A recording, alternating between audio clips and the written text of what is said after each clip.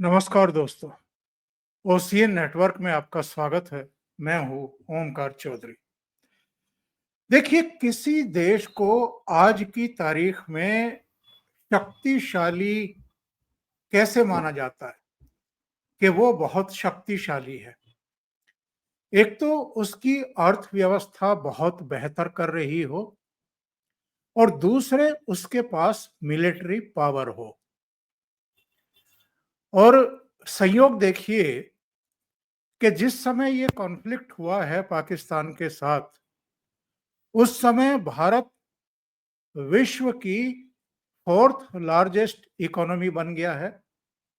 Fifth था, उसने Japan को पीछे छोड़ा है और फोर्थ लार्जेस्ट इकोनॉमी बन गया है। और हमारी जो मिलिट्री पावर है वो तो केवल पाकिस्तान ने नहीं, पूरी दुनिया ने अभी देखी है। 3 दिन के भीतर, 4 दिन के भीतर पाकिस्तान घुटनों पर आ गया और आज की स्थिति ये है कि वहां त्राहिमाम त्राहिमाम हो रही है।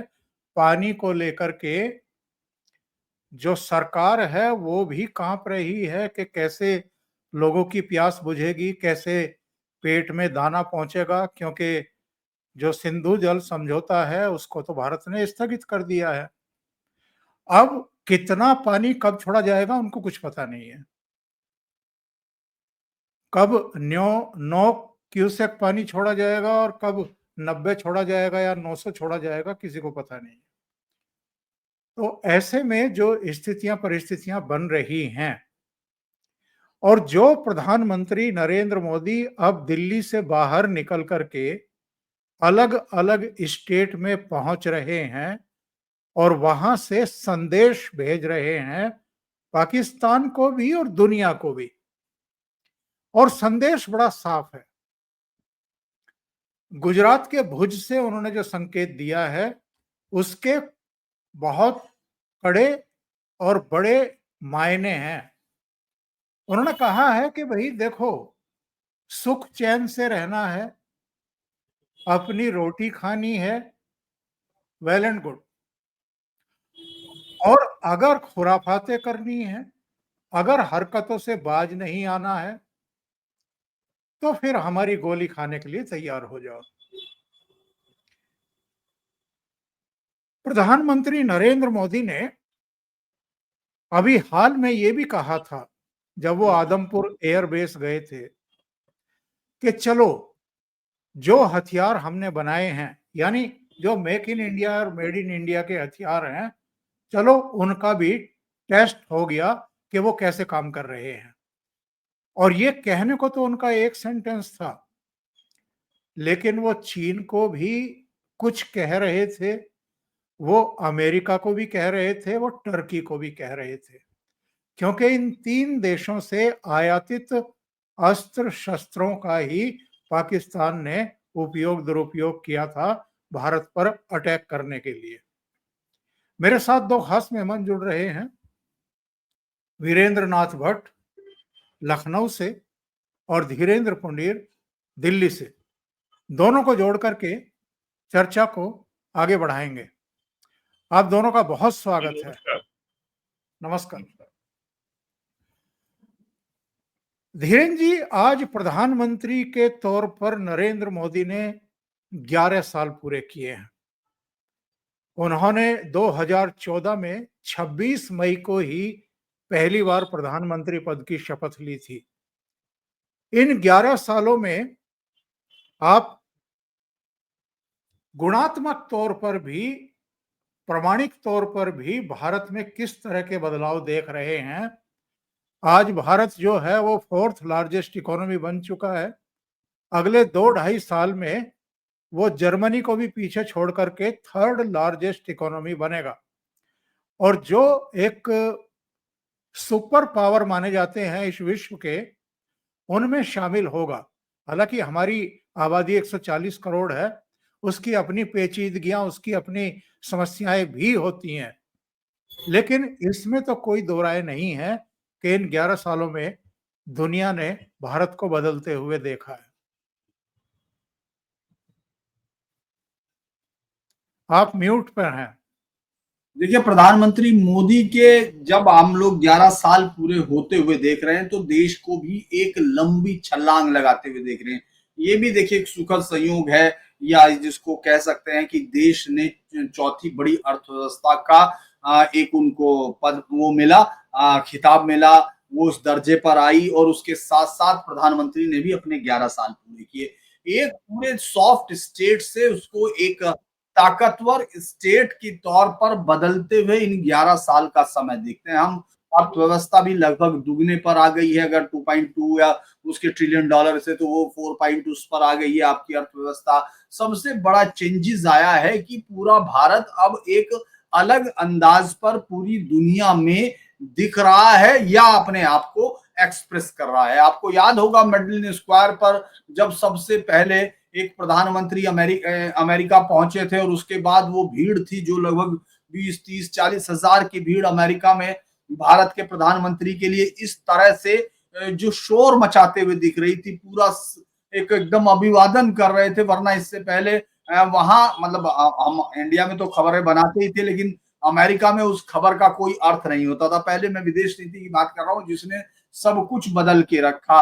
और आज उसी पर जो सवाल कर रहे थे लोग, उनको ये देखना होगा कि उससे पहले जब इंडियंस जाते थे, इंडियन प्राइम मिनिस्टर्स जाते थे, उनकी किस तरह से अमेरिका में, चूंकि हो सकता है वो बड़े समझौते करते रहे होंगे, सौदे करते रहे होंगे, लेकिन अमेरिका के लोगों को भारतीयों के बारे में उस तरह मालूम नहीं था कि ये दुनिया का एक इतना बड़ा देश है, क्योंकि वो वैसे भी कम जानने में यकीन रखते हैं। एक सुपरमेसी का भाव उनके अंदर हमेशा से रहता है। लेकिन जब वो भीड़ नारे लगा रही थी, मोदी मोदी कर रही थी, और उसके बाद स्टेडियम्स के नजारे आपने देखे, वहां भारत की एक अलग पहचान और ताकत बनती है। फिर दुनिया भर में हमने देखा कैसे क्वाड बना, कैसे हम लोगों ने एक पूरी चाइना के साथ मुकाबला करने के लिए जिस तरह से पूरी दुनिया को ये बताया कि भारत वो ताकत है जिसके साथ आप जिस पर बेट किया जा सकता है। तो वो एक बड़ा चेंजेस देखा। उसके बाद इंटरनल पॉलिटिक्स में हम लोगों ने देखा, जिस कश्मीर में नरेंद्र मोदी और मुरली मनोहर जोशी, जो उस समय बीजेपी का सबसे कद्दावर नेता और त्रिमूर्ति में से एक थे, जब वो 26 उस पर तिरंगा फहराने पहुंचे वहां लाल चौक पर, तो कितना जबरदस्त पुलिस का पहरा था कि वो गए और वहां से बाहर आए। और पूरी पूरी की पूरी आपने वो वीडियो फुटेज सब उपलब्ध है। आपने तो खैर रिपोर्टिंग उस समय आप तो उस समय सीनियर जर्नलिस्ट थे, और वो अपने भट्ट साहब भी, लेकिन उस दौर से लेके आज श्रीनगर के लाल चौक पर हर समय जलती हुई लाइटिंग्स और फहराते हुए तिरंगे, ये बहुत बड़ा चेंज है। इसके बाद आप ये देखिए कि किस तरह से, अगर हम ये देखें कि खिलौना इंडस्ट्री आज से 11 साल पहले कहाँ खड़ी थी। आप पूरी दुनिया की एक फार्मेसी आप पहले भी बन रहे थे, लेकिन आपने उसका एक गुडविल जेस्चर किस तरह से इस्तेमाल किया, तो पूरी दुनिया में भारत एक बड़ी ताकत बनकर दिख रहा है कि उसकी इकोनॉमी भी चौथे नंबर पर है। वो वर्ल्ड में अपनी रक्षा समझौते, आप देखिए 25,000 करोड़ का निर्यात है, जबकि अगर आप 2013 पर जाते हैं तो वो कुछ करोड़ रुपया, और वो भी वो जो हम लोग वापस आए उन सामानों को वापस बेचते थे, जो सामान यहाँ आए हुए थे उन्हीं में से कुछ था। लेकिन आज आप पूरी दुनिया, सारे लोग ब्रह्मोस से लेके तमाम चीजों के बारे में पूछ रहे हैं। रॉकेट आपके खरीदे जा रहे हैं, इसराइल का 150 करोड़ का ऑर्डर आपने कल ही देखा। तो पूरी दुनिया में एक अलग जगह पर खड़ा है। लगता है कि 11 साल बाद, इन 11 माफ कीजिए, इन 11 सालों में भारत ने अपने आप को पहचाना। आपको याद होगा कि जब रामायण में एक संवाद आता है कि जब वो बैठे हैं और लंका मतलब समुद्र लागने से पहले जो माँ सीता का पता लगाने के लिए तमाम बैठे हैं, और उसमें हनुमान भी चुप बैठे हैं, तो वो जाके जामवंत कहते हैं का चुप रही साध, का चुप साधी बलवाना, कि हे बहादुर आदमी, आप किस बात के लिए चुप साधे बैठे हैं, आप क्यों नहीं बोल रहे? क्योंकि 100 योजन का समुद्र पार करना अंगद जा सकते थे, आ नहीं सकते थे, तो सिर्फ हनुमान के अंदर वो शक्ति थी, उनको याद दिलाई गई। ये देश उसी तरह है, एक हनुमान की तरह था जिसको अपनी शक्ति मालूम नहीं थी। इन समय में हमने एक भारत, अब अगर हम लोग रिमिटेंस की बात करते हैं तो लगभग 130 बिलियन डॉलर आपके पास रिमिटेंस में आ रहा है, जो दुनिया की सबसे बड़ी ताकत है। और बड़ा चेंजेस ये है कि अभी तक मिडिल ईस्ट से आता था, यानी जो आपके लो स्किल्ड वर्कर या नो स्किल्ड वर्कर, उन सबके पैसे आते थे। आज आपके पास अमेरिका का सबसे बड़ा हिस्सा यानी 31-32 बिलियन डॉलर, यानी आपकी स्किल्ड लेबर, आपके स्किल्ड लोग जो आपके देश का नाम भी ऊपर कर रहे हैं दुनिया भर में, और अपने गर्व के साथ। कम से कम अगर बाहर के लोगों से आप पूछते हैं जो हिंदुस्तानी डायस्पोरा है, उनको लगता है ये उनके एक सपने के सच हो जाने जैसा है, और उनको दुनिया में अब एक बेहतर का मुकाम मिलता है। वो जानते हैं कि सामने वाला चाहे हमको इग्नोर करने की कोशिश करे, लेकिन वो ये जानता है कि हम भारत से हैं, और वो ये जानता है भारत अब क्या है। तो ये बड़े चेंजेस हैं जो प्रधानमंत्री मोदी ने, और मैं एक चीज जरूर बताना चाहूंगा चूंकि उनके उस पर है, शौचालय पर बात करने वाला इस देश ने पहला प्रधानमंत्री देखा जिसमें 10 लाख लोग जिनकी जिंदगी बची है। यानी पूरी देश में यहाँ हर साल हजारों लोग इसलिए मर जाते थे क्योंकि जो खुले में शौच करते थे उससे जो बीमारियां होती थी। लेकिन एक आइडिया कि प्रधानमंत्री भला लाल किले पर शौचालय से कैसे बात करेगा, लेकिन मुझे लगता है वो पहला कदम सबसे बड़ा कदम था, क्योंकि 77-70 साल बाद भी आपके यहाँ की ज्यादातर आबादी, क्योंकि 12 से 14 करोड़ से ज्यादा इज्जत घर उस समय बन चुके थे, मुझे लगता है एक बहुत बड़ा चीज था। ये आईडीए पर भी बड़ा है और अर्थ उसमें भी देखें जो ग्राउंड लेवल पे उसमें भी बड़ा है। जी बहुत सही बात आपने कही है धीरेन्द्र जी।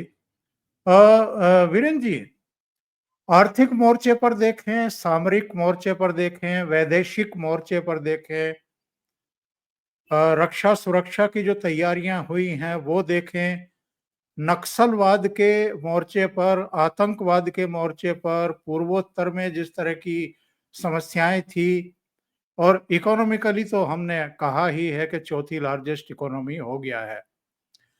कई मोर्चों पर जब हम देखते हैं तो तसल्ली होती है, संतुष्टि का भाव अंदर से आता है कि ये हाथ पर हाथ रख करके नहीं बैठे हैं और केवल मौज मस्ती नहीं की है इन्होंने, सत्ता का सुख नहीं भोगा है, बल्कि योजनाएं परियोजनाएं लेकर के आए हैं, उनको जमीन पर उतारा है, लोगों के जीवन में एक बदलाव दिखाई दे रहा है। लेकिन जो पूंछ टेढ़ी थी वो अभी टेढ़ी ही है, यानी पाकिस्तान। ये सुधरेगा या विखंडित हो जाएगा, और जिसकी शुरुआत आज प्रधानमंत्री नरेंद्र मोदी ने अपने भाषण के एक अंश से की है। उन्होंने वहां के युवाओं का आह्वान किया है कि जो पाकिस्तानी सेना और वहां बैठे हुए हुक्मरान आतंक से कमाई कर रहे हैं, आतंक को कमाई का जरिया बना लिया है, ऐसे लोगों के खिलाफ आप सड़कों पर उतरिए और अपना मुस्तकबिल, अपना भविष्य ठीक करिए। अपनी दो रोटी खाइए, सुख से जीजिए, नहीं तो फिर वही होगा जो हमने अभी किया है। देखिए, केवल अगर अर्थव्यवस्था की बात करें तो केवल हम आंकड़े गिनाएं कि पिछले 11 साल में हो गया तो बात बहुत बोझिल हो जाएगी। आजादी के बाद से लगातार हमारे देश में अर्थ को प्रधान कर दिया गया है।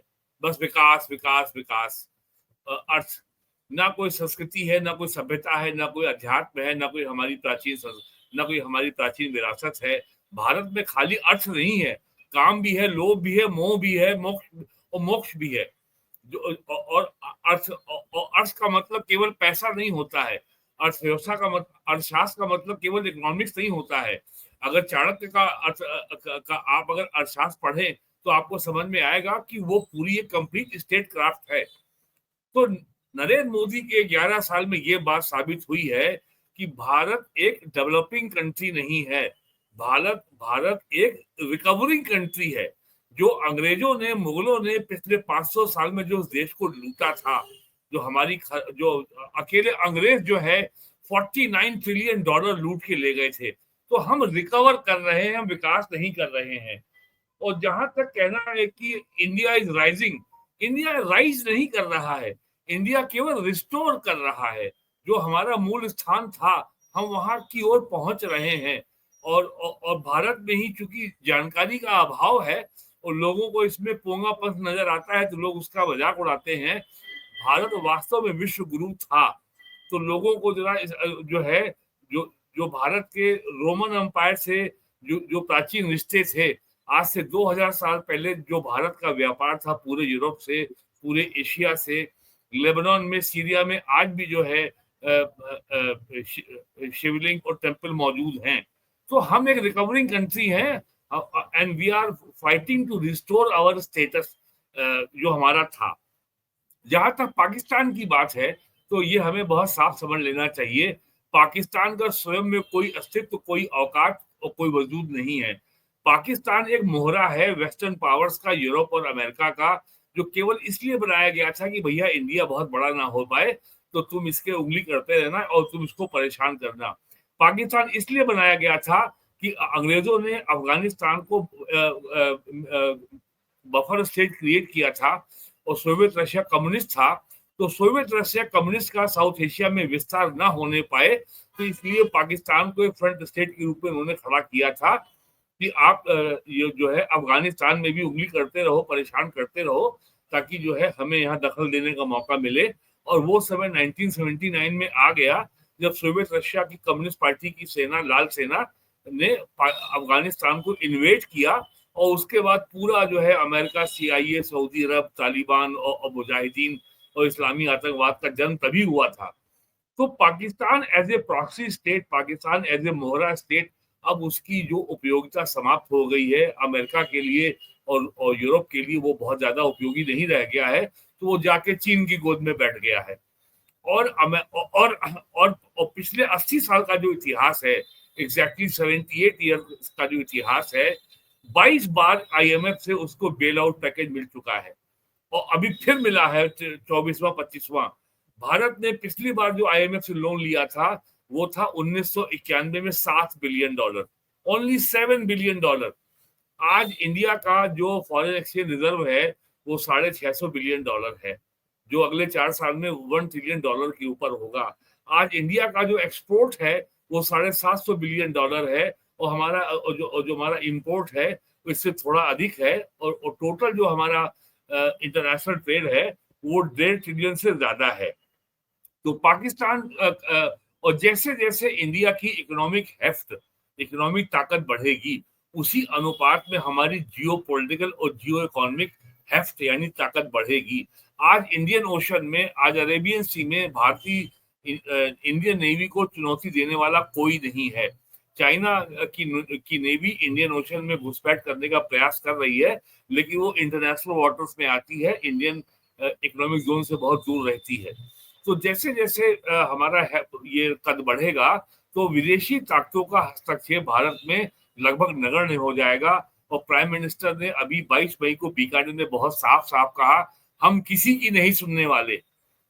पाकिस्तान से अगर कोई खुराफात होगी तो ये देश की सेना तय करेगी कि कब, कहां, किस समय इसका जवाब देना है और हम घर में घुस के मारेंगे। ये उन्होंने, PM ने बहुत साफ कह दिया है। जिस तरीके से शशि थरूर ने न्यूयॉर्क में बैठ करके डोनाल्ड ट्रंप के सर पे जूते मारे हैं और खरी खरी सुनाई है, ये तो एकदम पागल टाइप आदमी है, एकदम अनपढ़ है, कुछ इसे आता जाता नहीं है, हर मामले में कूद जाता है। तो अब जो है हम वास्तव में अब एक हमारा मुकाम है। आज भारत जो है केवल डिफेंस अगर बजट में देखें तो इंडिया आज वर्ल्ड में नंबर 5 पर है and with in next 5 years we will be number 3। और ऑपरेशन सिंदूर के बाद जो अमेरिका के डिफेंस एक्सपर्ट्स हैं, जो उनके स्ट्रेटजिस्ट हैं, उन सबकी ये रिपोर्ट्स आई हैं कि इंडिया का जो मेन एडवर्सरी है, जो मेन चुनौती है, जो मेन मुकाबला है, जो मेन चुनौती है, वो चीन है, वो पाकिस्तान नहीं है। पाकिस्तान तो चीन का मोहरा भर है, उसकी अपनी कोई औकात नहीं है। और दुनिया ने ये भी देखा कि चाइना 3 साल से उलझ रहा है यूक्रेन से और यूक्रेन को अभी तक वो काबू नहीं कर पाया। 5 लाख से ज्यादा सैनिक मर चुके हैं। 20 महीने हो गए, अक्टूबर 7, 2023 से लेकर के आज 20 महीने हो गए। इजराइल 50 किलोमीटर की गाजा पट्टी को काबू नहीं कर पाया और उसमें भी हजारों लोग मर चुके हैं। इंडिया ने 7 मई और 10 मई केवल टोटल देखें तो 7 मई को 22 मिनट और 10 मई को भी 22-23 मिनट, सारा काम टोटल अगर 4 दिन को जोड़े तो 88 घंटे में हमने पूरा पाकिस्तान निपटा दिया। पाकिस्तान एयरफोर्स की कमर तोड़ दी। पाकिस्तान एयर डिफेंस की कमर तोड़ दी, पाकिस्तान का आभा मंडल ध्वस्त हो गया। पाकिस्तान की सेना का मोटो है ईमान तकवा जिहाद फी सभी उल्लाह, और हम तो मुसल्ला अफवाज हैं, यानी हम हमेशा इबादत की मुद्रा में रहते हैं। तो उनका जितना औरा था, जितना आभा मंडल था, और जो इंडिया का जो एक साइकोलॉजिकल एज था, वो दुनिया ने मान लिया और स्टैब्लिश हो गया। मारा हमने पाकिस्तान को, और चोट लगी है अमेरिका की आर्म्स इंडस्ट्री को, चोट लगी है चाइना की आर्म्स इंडस्ट्री को, चोट लगी है टर्की की ड्रोन इंडस्ट्री को। दुनिया ने इसका भी संज्ञान लिया है, और आज दुनिया भर के सैटेलाइट भारत के ऊपर ही केंद्रित है, यहाँ क्या हो रहा है। लेकिन हमें क्या करना है, हम क्या करेंगे, कब करेंगे, ये हम तय करेंगे। इसके लिए डोनाल्ड ट्रंप के विमर्श की हमको आवश्यकता नहीं है। मेरा मानना है नरेंद्र मोदी के 11 साल की ये सबसे बड़ी उपलब्धि है, और ये उपलब्धि का आधार ही है इकोनॉमिक डेवलपमेंट। और मैंने जो 1977 में दीनदयाल उपाध्याय की फिलॉसफी अंत्योदय को पहली बार सुना था, आज से 48 साल पहले, लेकिन मैंने पिछले 8 साल में 7 साल में इसको लागू होते देखा। जब करोड़ों लोगों को आवास मिले, 14 करोड़ लोगों को शौचालय मिला, 14 करोड़ लोगों को एलपीजी कनेक्शन मिला, यूपी में 2 करोड़ लोगों को घर में जो है बिजली कनेक्शन मिला, और करीब जो है 50 करोड़ की आबादी को मुफ्त में हेल्थ इंश्योरेंस मिला। पिछले साल ही 50,000 करोड़ रुपए का इंश्योरेंस क्लेम पे किया गया, और 80 करोड़ लोगों को अगर फ्री में गेहूं चावल मिल रहा है। ये सब इसलिए हो पा रहा है कि हमारे पास इसके लिए आर्थिक साधन, धनराशि, पैसा, कैपिटल है, और ये सब हमने अचीव किया बिना अपना फिस्कल डेफिसिट, बजट घाटा बढ़ाए। ये सब हमने अचीव किया। अगर फिस्कल डेफिसिट घाटा बढ़ता तो सरकार की बाजार से ज्यादा कर्जा लेना पड़ता, उससे महंगाई बढ़ती। तो महंगाई को काबू में रख करके 4% के नीचे रख करके अगर ये सब किया गया है, और इस सब का जो नेट जो रिफ्लेक्शन है, वो आपने देखा ऑपरेशन सिंदूर में, वो आपने देखा 24 अप्रैल को बिहार में प्राइम मिनिस्टर के स्पीच में, वो आपने देखा 22 मई को बीकानेर के भाषण में पीएम के, वो आपने आज देखा गुजरात के दाहोद में पीएम के भाषण के। तो इस नए भारत के लिए, इस बदले हुए भारत के लिए प्राइम मिनिस्टर मोदी अब देश को तैयार कर रहे हैं कि युवाओं, इस नए भारत में आप भी शामिल होइए, आप ही देश की ताकत हैं। जी धीरेन जी, प्रधानमंत्री का ये कहना कि जो हमें करना है हम करेंगे, यानी हमें किसी से ज्ञान नहीं चाहिए ना, बिल्कुल, और किसी की सलाह भी नहीं चाहिए। ये जो चाचा ट्रंप ने टांग घुसेड़ी थी, उसका जवाब तो हमारे विदेश मंत्रालय के प्रवक्ता रणधीर जायसवाल ने दे दिया। हाँ। रहा साहब फिर विदेश सचिव ने और विदेश मंत्री ने दे दिया। प्रधानमंत्री को तो बोलने की जरूरत नहीं, और अभी शशि थरूर वहां जाकर के जूते चप्पल जो चाहे वो बजा रहे हैं ठीक तरीके से।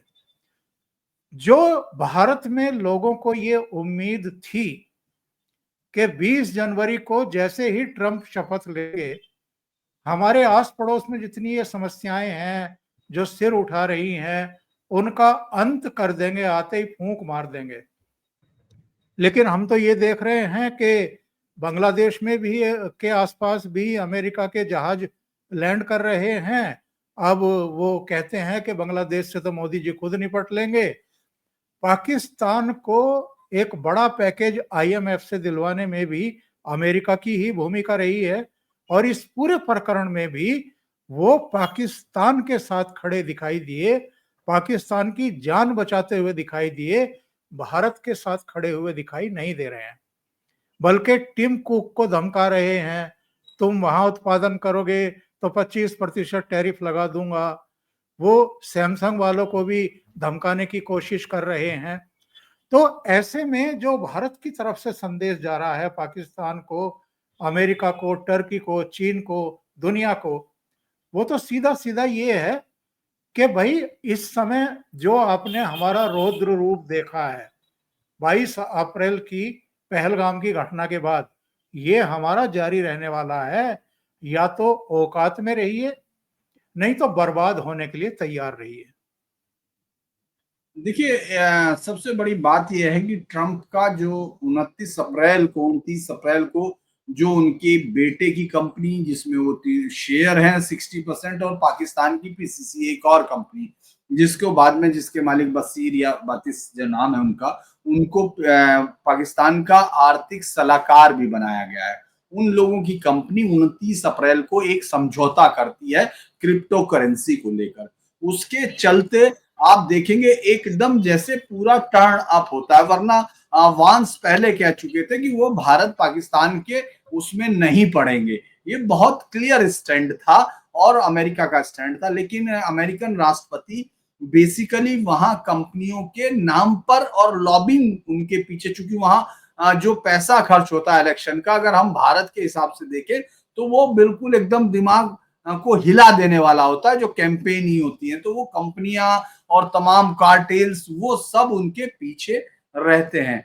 अगर याद होगा तो युद्ध से वहां के राष्ट्रपति और उनकी कंपनियां उपराष्ट्रपति सीधे तौर पर जुड़ी रहती हैं। इसमें डिक चैनी की कंपनी भी बड़ी इंपॉर्टेंट है। जब इराक में जो वेपन ऑफ मास डिस्ट्रक्शन के नाम पर डिस्ट्रॉय किया गया था इराक को, और उस वक्त भी डिक चैनी की कंपनी को, जो उस समय वहां के उपराष्ट्रपति थे, उनकी कंपनी को लगभग $8 बिलियन से ज्यादा के रिकंस्ट्रक्शन के उनको ऑर्डर्स मिले थे। तो ये कंपनियां अमेरिका में बड़ा रोल निभाती हैं और ये उनके बिजनेस इंटरेस्ट अगर जुड़ जाते हैं, ये तो खुद ही बिजनेसमैन है, तो वो काफी अलग रुख लेते हैं। दूसरा एक कारण और भी है, आपने आज देखा कि वो ट्रंप को जो है पुतिन को किस तरह से ये कह रहे हैं कि ये पता नहीं किस तरह का आदमी है, ये वो नहीं हो रहा है और इसको समझ में नहीं आ रहा है, ये पहले ऐसा था और अब ऐसा हो गया। दरअसल वो एक झगड़ालू बहू की तरह बिहेव कर रहे हैं, या ये कहें झगड़ालू सास की तरह बिहेव कर रहे हैं, जो पूरे गांव में हर आदमी को ये सबक सिखाती घूमती है कि तुझे, तेरे घर में झाड़ू सही नहीं लग रही, तेरे घर में ये नहीं हो रहा। लेकिन उनको ये समझ में नहीं आ रहा कि अब जो दूसरे घर वाले वो आपकी बहुत रेस्पेक्ट नहीं कर रहे हैं। अमेरिका को जिस तरह से जवाब डेनमार्क उसके जर्मनी के एक अखबार को सवाल के जवाब में हमारे विदेश मंत्री ने भी क्लियर कहा कि भाई ये डीजीएमओ से यानी पूरे मिलिट्री इंस्टॉलेशन ने एक दूसरे से बात की और उन्होंने तय किया कि वो क्या होगा। जब ये सवाल सीधा था कि क्या अमेरिका दुनिया को अमेरिका को धन्यवाद देना चाहिए क्या इस युद्ध विराम के लिए, तो बहुत क्लैरिटी के साथ आप हाथ पकड़ के घर छोड़ आए हैं। लेकिन उनकी आदत है कि वो घर की छत पर खड़े होकर कह रहे हैं कि साहब हमने आपके यहाँ दावत दी, हमने आपके यहाँ ये किया, और लोग मानने को तैयार नहीं। वही हालत ट्रंप का है। ट्रंप को एक सफलता दरअसल अपने देश के लोगों को सिखाने, हालांकि उनका टैक्स है, उनके बेनिफिट है, अभी वहां के लोगों को वो दिख रहा है, लेकिन वो और बड़ा अपने आप को दिखाने की कोशिश कर रहे हैं, जो कि वो इतिहास पुरुष बनने की उनकी अभिलाषा मुझे लगता है ज्यादा हो गई है।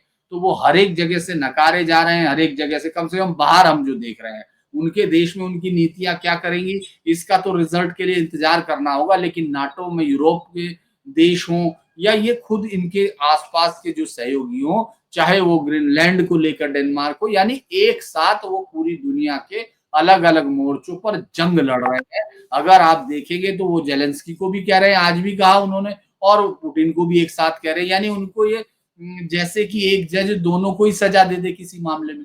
ये तो बड़ा अजीब सी बात है ना। तो वही अमेरिका की हालत इस वक्त है। अभी अमेरिका के इस चीज को हमको ये देखना होगा ओंकार सर कि ये कितने लंबे समय तक जारी रहता है, क्योंकि आपको 4 साल तक उस आदमी को झेलना तो होगा और उससे रोज टकराना पड़ेगा, क्योंकि अमेरिका का प्रेसिडेंट है, अगले 4 साल तक है और दुनिया पे इसका इम्पैक्ट पड़ेगा। हो सकता है कि 4 साल के अंदर क्या होगा या 4 साल के बाद क्या होगा, इसका असेसमेंट बाद में होगा। भारत की अभी सबसे बड़ी कोशिश यही है कि वो इस तरह के जो मूड स्विंग्स वाले व्यक्ति हैं उनसे इस देश को नुकसान होने से कैसे बचाया जा सकता है, क्योंकि इसमें कोई शक नहीं वो $32 ट्रिलियन की इकोनॉमी है और अकेले ही दुनिया के 20% से ज्यादा बिजनेस को वो प्रभावित करते हैं। उनका जीडीपी है पूरी दुनिया का। तो मुझे लगता है कि ये एक समस्या तो है जिसको हम इग्नोर नहीं कर सकते, लेकिन एक प्राइम मिनिस्टर, एक फॉरेन मिनिस्टर, एक फॉरेन सेक्रेटरी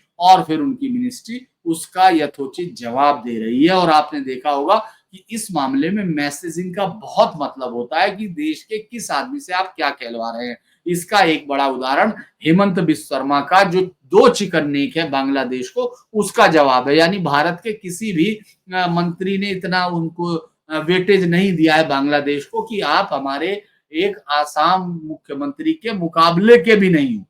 यानी वो भी सीधे तौर पर उनको चश्मा दिखा सकता है कि ये पहन लो, ये दोनों चिकन लेक 80 किलोमीटर और 22 किलोमीटर का 28 किलोमीटर का चिकन नेक है, ये तुम्हारी जिंदगी बदल देगा। तो मुझे लगता है कि इसीलिए ये मैसेजिंग बहुत साफ है, लेकिन ट्रंप तो ये करेंगे। धीरेन जी, बहुत बहुत धन्यवाद आपका जुड़ने के लिए। अभी वीरेंद्र नाथ भट्ट हमारे साथ जुड़े रहेंगे। बहुत बहुत धन्यवाद धीरेन जी, थैंक यू सो मच। नमस्कार। तो वीरेंद्र जी, ये तो पता चल गया है कि डोनाल्ड ट्रंप जो हैं वो किसी और ही दुनिया में है और क्रेडिट खोरी करने के लिए वो किसी भी हद तक जा सकते हैं, किसी के बारे में कुछ भी झूठ बोल सकते हैं। और अगर भारत जैसा कोई देश मिल जाए और प्रधानमंत्री मिल जाए जो उनको क्रेडिट ना लेने दे, क्योंकि उनको ये भी पता नहीं है कि किसी देश की डोमेस्टिक प्रॉब्लम्स क्या इस तरीके से किस रूप में सामने आएंगी और वहां किस तरह का राजनीतिक वितंडा बवाल खड़ा हो सकता है, और वही उन्होंने किया। मेरा कहना यह है कि आज प्रधानमंत्री ने जो कुछ कहा है भुज में, और खास तौर से पाकिस्तान के नौजवानों से कहा है कि आप तय करिए, ऐसी सेना को आप कब तक बर्दाश्त करेंगे, ऐसे हुक्मरानों को कब तक बर्दाश्त करेंगे जो आतंक के नाम पर ही अपनी दुकानदारी सजाए हुए हैं और चला रहे हैं। आपको अपना भविष्य तय करना है, आपको इनके खिलाफ सड़कों पर उतरना है। प्रधानमंत्री वैसे पहले भी 2019 के आसपास भी एक बार कह चुके थे कि अगर कंपटीशन करना है तो भूखमरी कौन खत्म करता है पहले, एजुकेशन में कौन बाजी मारता है, हेल्थ सेक्टर में कौन बेहतर करता है, इसमें हमसे मुकाबला करिए। उन्होंने सकारात्मक तरीके से बात कही है, लेकिन इसके पीछे के भाव बहुत गहरे हैं।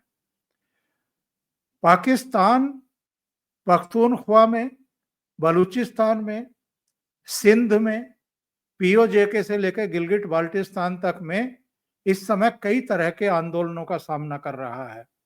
एक धक्का ही मारने की तो जरूरत है, पाकिस्तान तो बिखर जाएगा। देखिए, अभी आपने बात शुरू की डोनाल्ड ट्रंप से। डोनाल्ड ट्रंप के सामने 2 चुनौती थी, रशिया यूक्रेन वॉर को रुकवाना, सीज फायर कराना। उनको 4 महीने हो गए, कुछ नहीं करा पाए। उनके सामने चुनौती थी इजराइल और हमास का युद्ध को रुकवाना, 4 महीने हो गए, वो कुछ नहीं करा पाए। और जबकि सीरिया जाकर के उन्होंने वो अभी सऊदी अरब में जब वो गए तो जो ISIS का आतंकवादी था जोलाना, जो जो जिहादी था, जिसके ऊपर $1 करोड़ का इनाम था जिसके सिर के ऊपर, वो वहां का राष्ट्रपति बन गया। और उससे डोनाल्ड ट्रंप उसका पीठ थपथपा रहे हैं, उसको स्मार्ट और डायनामिक आदमी बना रहे हैं। तो उन्होंने इजराइल को नाराज भी कर लिया। तीसरा फ्रंट उन्होंने इंडिया में खोल लिया। तो भारत ने तो ये बता दिया है कि हमें आप फ्रंट खोलें या हमारे मामले में दखल दें, हम आपकी परवाह नहीं करते। We will conduct our nation, our foreign policy as per our national interest. ये भारत ने बहुत साफ कह दिया। और जो शंका थी वो हमारे डेलीगेशन जो अभी 1 दर्जन देशों की यात्रा पर गए थे वो जाके बताए आए हैं। तो अब कहीं कोई शंका नहीं है। और ये डोनाल्ड ट्रंप भी कह चुके हैं कि Modi is a very tough bargainer, is a very tough negotiator. इस आदमी से कोई बात बनवाना बड़ा कठिन काम होता है। तो अब जो प्राइम मिनिस्टर जो है, जैसा मैंने पहले कहा कि बीकानेर के भाषण में और आज के भाषण में प्राइम मिनिस्टर मोदी देश को एक बड़े काम के लिए तैयार कर रहे हैं।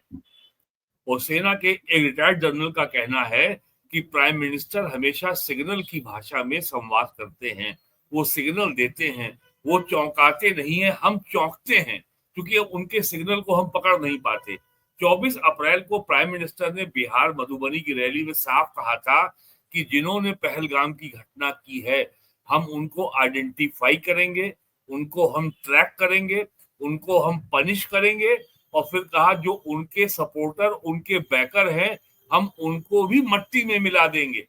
और फिर बाद में पीएम ने यह भी कहा कि पाकिस्तान की सेना और पाकिस्तान से आने वाले आतंकवादी दोनों एक ही हैं, दोनों में कोई अंतर नहीं है। तो यानी प्राइम मिनिस्टर अपना ये संकल्प बहुत साफ दोहरा चुके हैं कि पाकिस्तान नाम की जो ये नासूर है, जो ये बीमारी है, अब इसका इलाज वो करके रहेंगे। ये कांग्रेस की सरकार नहीं है जो जो जो जो नरसिम्हा राव 1982 में इस्लामाबाद गए थे और नो वॉर पैक्ट साइन करके आए थे। जब वो प्राइम मिनिस्टर बने उन्होंने फिर एक एग्रीमेंट किया था 94 में। ये नेहरू की सरकार नहीं है कि जो अपने हितों के खिलाफ इंडस वाटर ट्रीटी जो है पाकिस्तान से साइन करती है और पाकिस्तान को 100 करोड़ रुपए भी देती है कि भैया तुम नहर बना लो। और ये मनमोहन सिंह की सरकार नहीं है जब आपने जो है $50 मिलियन की एड दिया था पाकिस्तान को। तो अब हिसाब होगा। और जो नेशन स्टेट कैसे चलता है दुनिया में, किसी भी राज्य में, और जिन लोगों को स्टेट क्राफ्ट समझनी हो, यानी राज धर्म क्या है, उनको महाभारत का शांति पर्व पढ़ लेना चाहिए। राज धर्म क्या है, और अगर जिनको ये नहीं मालूम है कि ये महाभारत का हिस्सा है तो उनको लगेगा कि ये कोई एमए की कोई प्रिस्क्राइब एक है पॉलिटिकल साइंस के सब्जेक्ट की। महाभारत के राज धर्म के बारे में काफी जानकारी नेट पे भी उपलब्ध है।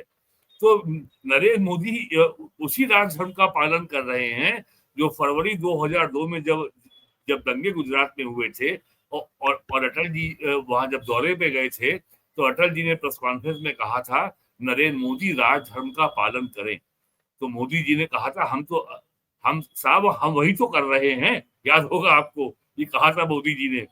तो आज नरेंद्र मोदी उसी जो भारत की प्राचीन स्टेट क्राफ्ट है, जो कि चाणक्य के अर्थशास्त्र या कौटिल्य के अर्थशास्त्र के ग्रंथ में विस्तार से मौजूद है, पीएम उसी का पालन कर रहे हैं। और ये मजबूरी विपक्ष की है।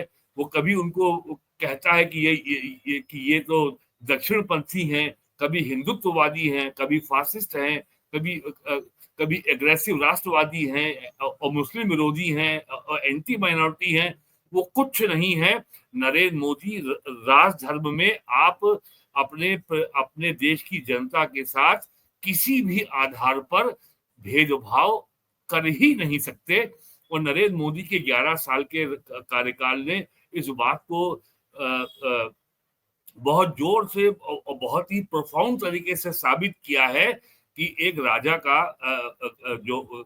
काम होना चाहिए कि न्याय के अनुसार राज्य का संचालन, वो मोदी ने करके दिखाया है। इसके प्रमाण मौजूद हैं। कोई जाति, मजहब का, क्षेत्र का, भाषा के आधार पर, क्षेत्र के आधार पर, नस्ल के आधार पर, किसी आधार पर ये नहीं कह सकता कि उसके संग ये भेदभाव किया गया। जो काम पिछले 10 साल में नॉर्थ ईस्ट में हुआ है डेवलपमेंट का, इंफ्रास्ट्रक्चर का, एयरपोर्ट का, हाईवेज का, पुल का, रेलवे का, गैस पाइपलाइन का, पावर की ट्रांसमिशन लाइन का, पावर जनरेशन का, पावर ट्रांसमिशन का, उतना पिछले 50 साल में नहीं हुआ था। तो अब जो है, और हम लोगों को एक बात याद रखनी चाहिए कि भारत की राजनीति में संचार का में संवाद की जो करेंसी है वो रेटरिक और जार्गन है, शब्द आडंबर और शब्द जाल। तो नेता हमेशा चुनाव की भाषा में बात करते हैं। हम नागरिक हैं, हमें ये देखना है कि हमारे हित में क्या हुआ, सरकार ने क्या किया। अभी बहुत कुछ हुआ है और बहुत कुछ किया जाना बाकी है। बहुत बहुत धन्यवाद वीरेंद्रनाथ भट्ट साहब, आप जुड़े और महत्वपूर्ण मुद्दों पर चर्चा की। Thank you so much. नमस्कार। नमस्कार।